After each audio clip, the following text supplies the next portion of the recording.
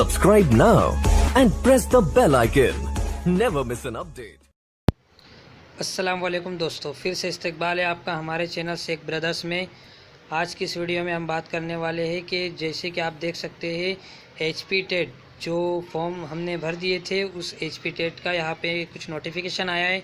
देख सकते हैं कि Himachal Pradesh board of school education की ओर से हिमाचल प्रदेश शिक्षक पात्रता परीक्षा के लिए एडमिट कार्ड जारी कर दिए गए हैं। जिन उम्मीदवारों ने इस परीक्षा के लिए अप्लाई किया है वो विभाग वेबसाइट पर जाकर एडमिट कार्ड चेक कर सकते हैं।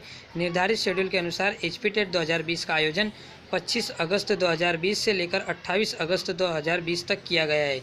यहाँ पे देख सकते हैं कि एडमिट कार्ड डाउनलोड करने के लिए हमें यहाँ पर जो वेबसाइट दी गई है उस वेबसाइट पर जाकर हम अपना एडमिट कार्ड आपकी स्क्रीन पर दिखाई देगा, आप उसे डाउनलोड कर सकते हैं और अपना कहाँ नंबर आया है पता कर सकते हैं। HP टेट जो होने वाली है उसकी तैयारी के लिए आप हमारे से जुड़े रहिए और हमारे चैनल शेख ब्रदर्स को सब्सक्राइब कीजिए।